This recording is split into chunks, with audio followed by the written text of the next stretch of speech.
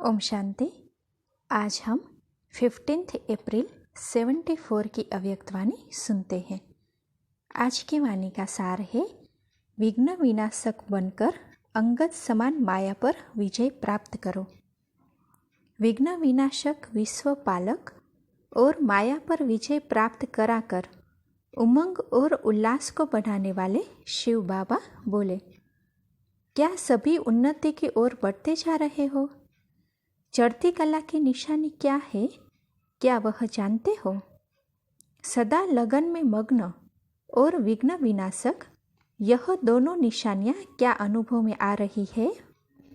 या विघ्नों को देख विघ्न विनाशक बनने के बजाय विघ्नों को देख अपनी स्टेज से नीचे तो नहीं आ जाते हो? क्या अनेक प्रकार के आए हुए तूफान आपकी बुद्धि में तूफान तो पैदा नहीं करते हैं? जैसे कोई के द्वारा तोहफा मिलता है तो बुद्धि में हलचल नहीं होती है, बल्कि उल्लास होता है। इसी प्रकार आए हुए तूफान उल्लास बढ़ाते हैं या हलचल बढ़ाते हैं। अगर तूफान को तूफान समझा तो हलचल होगी, और तोहफा समझा व अनुभव किया तो उससे उल्लास और हिम्मत अधिक बढ़ेगी। यह है चढ़ती कला की निशानी। घबराने के बजाय गहराई में जाकर अनुभव के नए नए रत्न इन परीक्षाओं के सागर से प्राप्त करेंगे। तो क्या ऐसे अनुभव करते हो? यह क्या हो रहा है, क्यों हो रहा है और ऐसे कैसे चलेगा? यह जो संकल्प चलते हैं, इसको हलचल कहा जाता है। हलचल के अंदर रत्न समाये हुए हैं।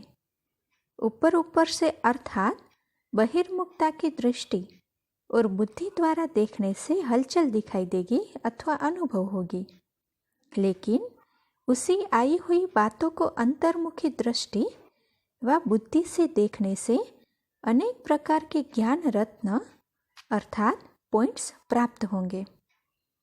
अगर कोई भी बात को देखते या सुनते हुए आश्चर्य अनुभव होता है तो यह भी फाइनल स्टेज नहीं है। ऐसा तो होना नहीं चाहिए। अच्छा, जो हुआ वह होना ही चाहिए। अगर ऐसा संकल्प ड्रामा के होने पर भी उत्पन्न होता है तो इसको भी अंश मात्र की हलचल का रूप कहेंगे। अब तक यह क्यों क्या क्या क्वेश्चन का अर्थ है हलचल। विघ्न आना आवश्यक है, और जितना विघ्न आना आवश्यक है, अगर उतना यह बुद्धि में रहेगा तो उतना ही ऐसा महारथी हर्षित रहेगा। नथिंग न्यू, यह है फाइनल स्टेज। यदि कोई भी हलचल का कर्तव्य करते हो व पाठ बजाते हो तो सागर समान ऊपर से हलचल भले ही दिखाई दे रही हो, अर्थात चाहे कर्मेंद्रियों की हलचल में आ रहे हो, लेकिन स्थिति नथिंग न्यू की हो। एकाग्र एक रस एकांत अर्थात एक रचयिता और रचना के अंत को जानने वाले त्रिकालदर्शी की स्टेज पर क्या आराम से शांति के स्टेज पर स्थित है, या कर्मेंद्रियों की हलचल आंतरिक स्टेज को भी हिलाती है? जब स्थूल सागर दोनों ही रूप दिखाता है तो क्या मास्टर ज्ञान सागर ऐसा रूप नहीं दिखा सकते? यह प्रकृति ने पुरुष से कॉपी की है। आप तो पुरुषोत्तम हो।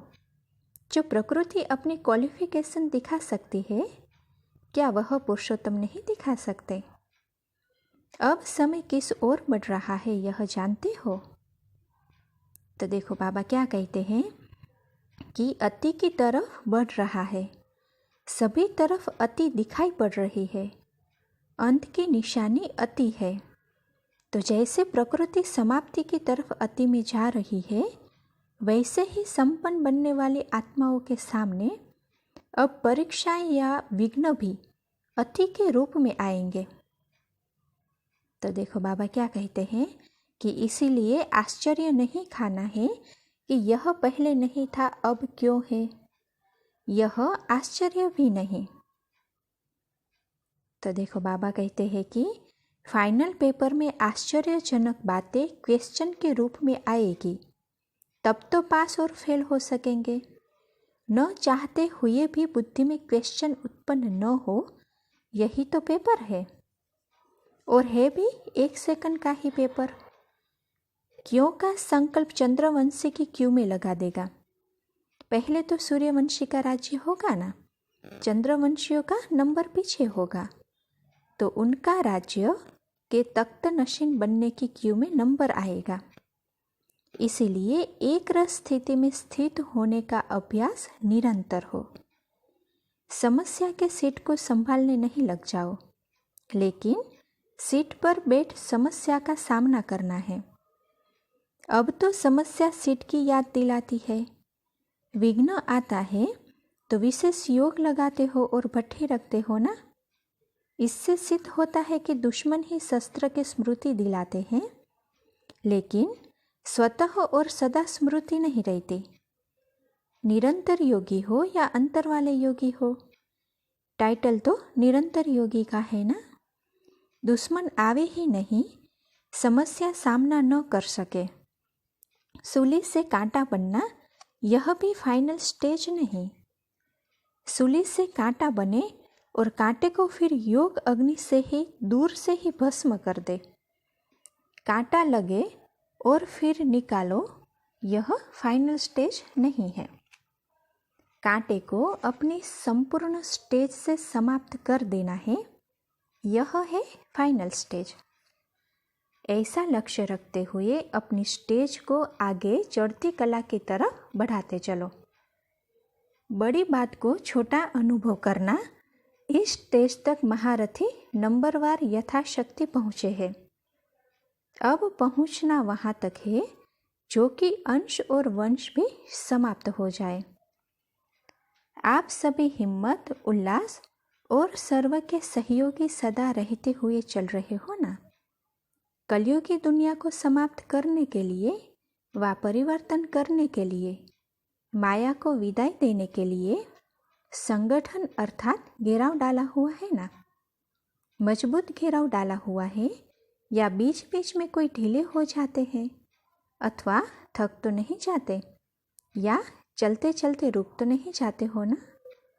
न आगे बढ़ना न पीछे हटना, जैसे थे वैसे ही रहना, वह पाठ तो पक्का नहीं करते हो। समय धक्का लगाएगा तो चल पड़ेंगे, ऐसा सोच जहाँ के तहाँ रुक तो नहीं गए हो। किसी के किसी प्रकार के सहारे का इंतजार तो करते हुए खड़े तो नहीं रह गए हो। तो ऐसे स्टेज वालों को क्या कहेंगे? क्या इसको ही तो अंगद की स्टेज नहीं समझते हो? अगर ऐसे रुक गए तो फिर लास्ट वाले फास्ट चले जाएंगे।